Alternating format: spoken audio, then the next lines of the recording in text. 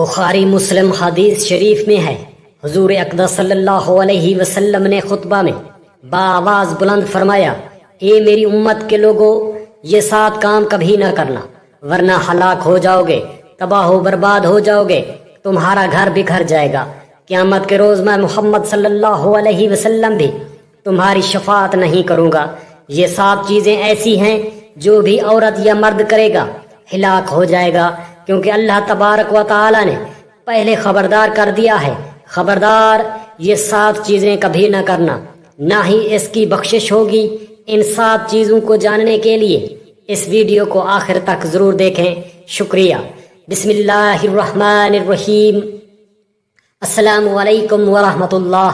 ایک مرتبہ حضور اقدس صلی اللہ علیہ وآلہ وسلم بلند آواز سے خطبہ فرما رہے تھے۔ آپ نے فرمایا، اے لوگو، ان 7 چیزوں سے پرہیز کرنا کبھی نہ کرنا ورنہ برباد ہو جاؤ گے، ہلاک ہو جاؤ گے۔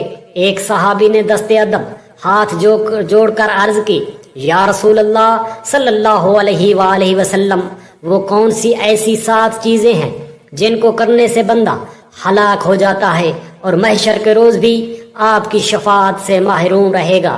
صحابی کی بات سن کر حضور اقدس صلی اللہ علیہ وآلہ وسلم نے فرمایا، نمبر 1، کبھی بھی کسی خاتون پر تہمت نہ لگانا، اس پر جھوٹا الزام نہ لگانا۔ حضرت عائشہ رضی اللہ تعالی عنہا فرماتی ہیں کہ رسول اللہ صلی اللہ علیہ وآلہ وسلم اپنی بیویوں میں انصاف کے ساتھ باری مقرر کرتے، پھر فرماتے، اے اللہ، یہ تو میرا کام ہے جس کا مجھے اختیار ہے، جس چیز میں تجھے اختیار ہے اور میں بے بس ہوں، اس بارے میں مجھ پر گرفت نہ کرنا۔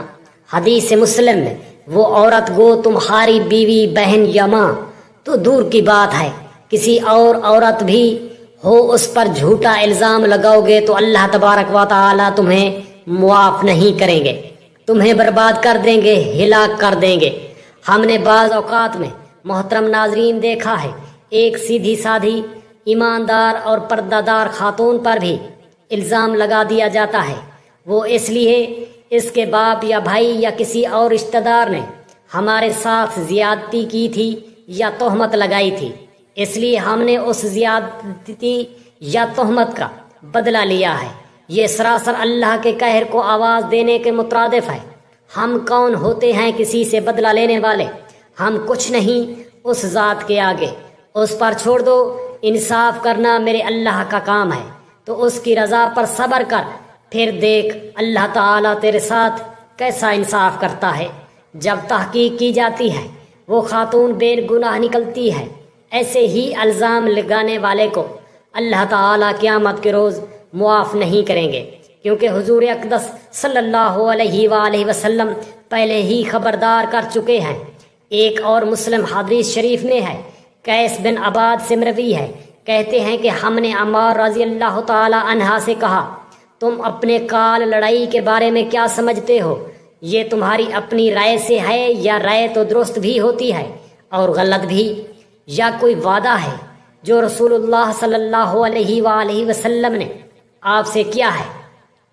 انہوں نے کہا، رسول اللہ صلی اللہ علیہ وآلہ وسلم نے جو عہد لوگوں سے نہیں لیا وہ ہم سے بھی نہیں لیا، اور رسول اللہ صلی اللہ علیہ وآلہ وسلم نے فرمایا، میری امت میں 12 منافق ہوں گے جو نہ تو جنت میں داخل ہوں گے نہ ہی جنت کی خوشبو سونگھ سکیں گے جب تک اونٹ سوئی کے سوراخ میں سے نہ گزر جائے۔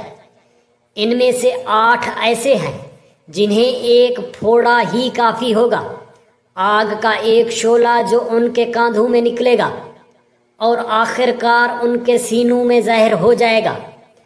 صحیح حدیث شریف میں آپ صلی اللہ علیہ وآلہ وسلم نے فرمایا، نمبر 2، کسی یتیم غریب کا حق نہ کھانا، اس کا مال نہ کھانا، ہلاک ہو جاؤ گے، برباد ہو جاؤ گے۔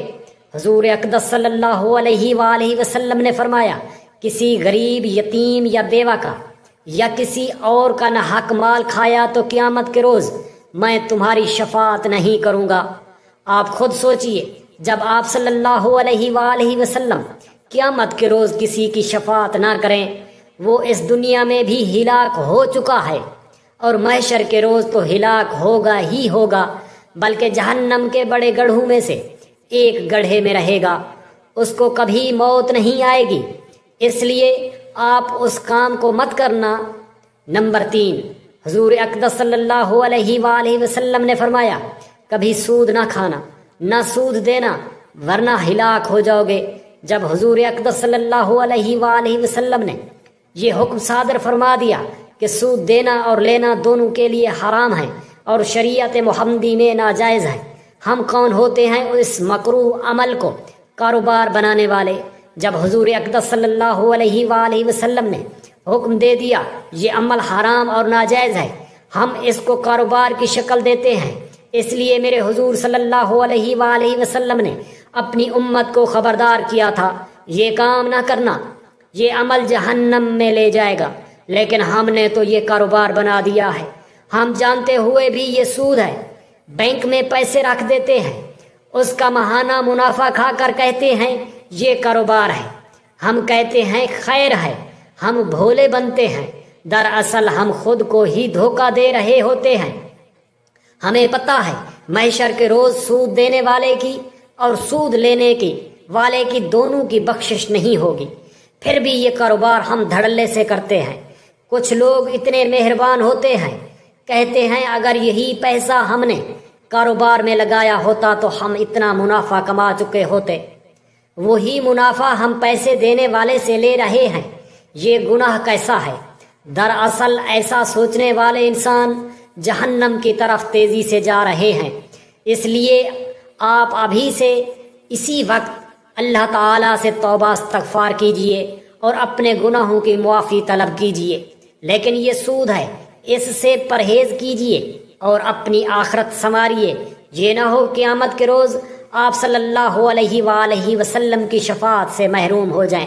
سود دینے والا بندہ اور سود لینے والا بندہ دونوں سمجھو ہلاک ہو گئے۔ نمبر 4، حضور اقدس صلی اللہ علیہ وآلہ وسلم نے فرمایا، کسی کے ساتھ جادو ٹونا نہ کرنا ورنہ ہلاک ہو جاؤ گے، تمہاری بخشش نہ ہوگی۔ محترم ناظرین، جب ہمارے پیارے نبی کریم صلی اللہ علیہ وآلہ وسلم نے جادو ٹونا کرنا حرام قرار دیا ہے، پھر بھی ہم وہ عمل کرتے ہیں، آپ خود سوچئے ہم ہلاک ہوں گے یا آباد ہوں گے؟ خاص کر جہاں وٹا سٹا کی شادی ہوتی ہے، یعنی کہ ایک رشتہ دار کے گھر بیٹیوں کی شادی کرنا۔ کچھ ایسے حضرات ہوتے ہیں جادو ٹونے سے اپنی بیٹیوں کی زندگی بھی خراب کرتے ہیں، تباہ کرتے ہیں اور اپنی آخرت بھی گنوا دیتے ہیں۔ ایسے انسانوں کو صرف اللہ پر بھروسہ کرنا چاہیے، جس نے آپ کی بیٹی کو پیدا کیا ہے، اس کی قسمت اور زندگی کا فیصلہ بھی اللہ تعالیٰ پر چھوڑ دو، پھر دیکھو آپ کی بیٹی کا گھر کیسے آباد ہوتا ہے، بلکہ جنت بن جاتا ہے۔ کیونکہ اللہ رب العالمین قرآن پاک میں بہت مرتبہ بلند و بالا ارشاد فرما چکے ہیں، جس نے میرے نبی کریم صلی اللہ علیہ وسلم کی بات نہ مانی اس نے گویا میری بات نہ مانی، جس نے میری بات نہ مانی وہ میرے ساتھ جنگ کرنے کے لیے تیار ہو جائے، میں رب اس کے ساتھ جنگ کروں گا، کیونکہ اس وقت اللہ رب العزت قہار ہوتے ہیں۔ یہ نہ ہو آپ کے ساتھ قہار کا معاملہ ہو جائے۔ جب اللہ رب العالمین آپ کو قرآن پاک میں بار بار منع فرما رہے ہیں، پھر بھی وہ کام کرنا جہنم کے گڑھے میں جانے جیسا ہے۔ نہ قیامت کے روز بخشش ہوگی، نہ اس دنیا میں سرخرو ہوں گے۔ اس معاملے پر تباہی ہی تباہی ہے۔ اس لیے محترم ناظرین، ہمیں ان کاموں سے بچنا چاہیے جن کاموں کو ہمارے نبی کریم صلی اللہ علیہ وآلہ وسلم نے سختی سے منع فرمایا ہو۔ نمبر 5، ہمارے دین اسلام کے لیے جہاد کرتے وقت پیٹھ دکھا کر بھاگنا۔ میرا اللہ رب العالمین فرماتا ہے، تو نے میرے محبوب کے ساتھ دغا کیا ہے، دھوکہ کیا ہے، اس لیے اب تو ہلاک ہوگا، برباد ہوگا۔ حدیث مسلم میں حضرت عبد الرحمن بن عوف رضی اللہ تعالی عنہ سے روایت ہے، انہوں نے کہا، بدر کے دن جب میں صف میں کھڑا تھا، میں نے اپنی دائیں اور بائیں طرف نظر دوڑائی تو میں انصار کے 2 لڑکوں کے درمیان میں کھڑا ہوا تھا۔ ان کی عمریں کم تھیں۔ میں نے آرزو کی کاش میں ان دونوں کی نسبت زیادہ طاقتور آدمیوں کے درمیان ہوتا۔ اتنے میں ان میں سے ایک نے مجھے ہاتھ لگا کر متوجہ کیا اور کہا چچا کیا آپ ابو جہل کو پہچانتے ہیں؟ میں نے کہا ہاں بھتیجے، تمہیں اس سے کیا کام ہے؟ اس نے کہا مجھے بتایا گیا ہے کہ وہ رسول اللہ صلی اللہ علیہ وآلہ وسلم کو برا بھلا کہتا ہے۔ اس ذات کی قسم جس کے ہاتھ میں میری جان ہے، اگر میں نے اسے دیکھ لیا تو میرا وجود اس وقت تک اس کے وجود سے الگ نہیں ہوگا یہاں تک کہ ہم میں سے جلد تر مرنے والے کو موت آ جائے۔ میں نے اس لڑکے پر تعجب کیا تو دوسرے لڑکے نے مجھے متوجہ کیا اور وہی بات کہا پھر زیادہ دیر نہ گزری کہ میری نظر ابو جہل پر پڑی۔ وہ لوگوں میں گھوم رہا تھا تو میں نے ان دونوں لڑکوں سے کہا تم دیکھ نہیں رہے یہ ہے تمہارا مطلوبہ بندہ جس کے بارے میں تم پوچھ رہے تھے۔ وہ دونوں یکدم اس کی طرف لپکے اور اس پر اپنی تلواریں برسا دیں حتیٰ کہ اسے قتل کر دیا۔ پھر پلٹ کر رسول اللہ صلی اللہ علیہ وآلہ وسلم کی خدمت میں حاضر ہوئے اور آپ کو اس کی خبر دی تو آپ صلی اللہ علیہ وآلہ وسلم نے پوچھا تم دونوں میں سے اسے کس نے قتل کیا ہے؟ ان دونوں میں سے ہر ایک نے جواب دیا میں نے اسے قتل کیا ہے۔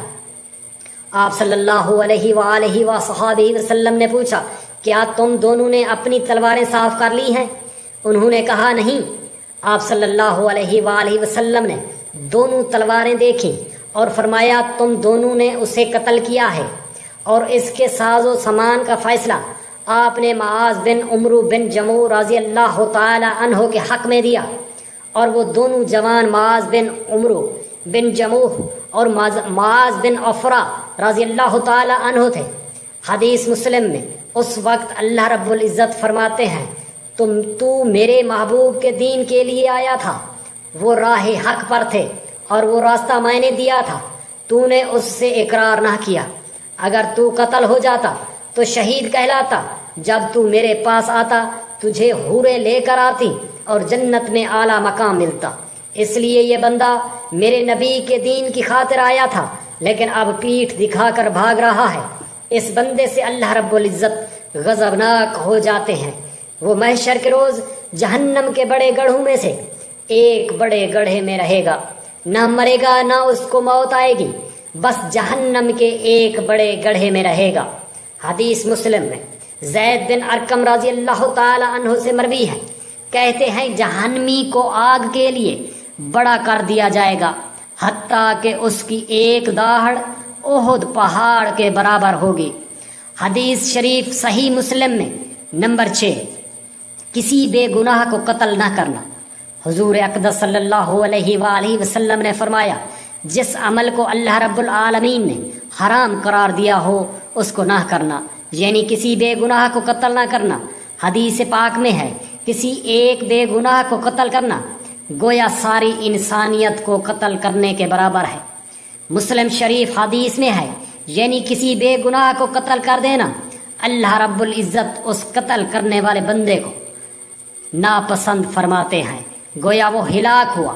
نمبر 7، حضور اقدس صلی اللہ علیہ وآلہ وسلم نے فرمایا کسی کو بھی اللہ رب العالمین کے ساتھ شریک نہ کرنا، یہ عمل میرے اللہ تعالیٰ کو بہت ناپسند ہے۔ حدیث شریف مسلم میں حضرت ابو ذر رضی اللہ تعالی عنہ سے روایت ہے، رسول اللہ صلی اللہ علیہ وآلہ وصحبہ وسلم نے فرمایا اللہ جل شانہ فرماتے ہیں جو شخص ایک نیکی لے کر آتا ہے اسے اس جیسی 10 نیکیاں ملتی ہیں اور میں بڑھا بھی دیتا ہوں، اور جو شخص برائی لے کر آتا ہے تو اس کا بدلہ اس جیسی ایک برائی ہے، یا چاہوں تو معاف کر دیتا ہوں۔ جو ایک بال شب میرے قریب ہوتا ہے تو میں ایک ہاتھ اس کے قریب ہو جاتا ہوں، اور جو ایک ہاتھ میرے قریب ہوتا ہے تو میں 2 ہاتھوں کے پھیلاؤ جتنا اس کے قریب ہو جاتا ہوں، اور جو میرے پاس چلتا ہوا آتا ہے میں اس کے پاس دوڑتا ہوا جاتا ہوں، اور جو مجھ سے پوری زمین کی وسعت بھر گناہوں کے ساتھ ملاقات کرتا ہے اور میرے ساتھ کسی چیز کو شریک نہیں ٹھہراتا، میں اتنی ہی مغفرت کے ساتھ اس سے ملاقات کرتا ہوں۔ حدیث شریف مسلم میں یعنی تم زمین اور آسمان گناہوں سے بھر کر میرے پاس آؤ، اگر چاہوں تو میں تمہیں بخش دوں، لیکن اگر تم نے میرے ساتھ کسی کو شریک نہ کیا ہو تو۔ اللہ رب العزت سے دعا گو ہیں ہم سب مسلمانوں کو دین کی صحیح سمجھ عطا فرمائے اور ان پر صحیح طریقے سے عمل کرنے کی توفیق عطا فرمائے، اور ہم سب مسلمانوں کو اللہ رب العزت اپنے حفظ و امان میں رکھے، آمین ثم آمین۔ محترم ناظرین، حضور اقدس صلی اللہ علیہ وآلہ وصحابہ وسلم کی ذات پر درود شریف پڑھا کریں اور کمنٹ میں اپنی قیمتی رائے کا اظہار ضرور کریں۔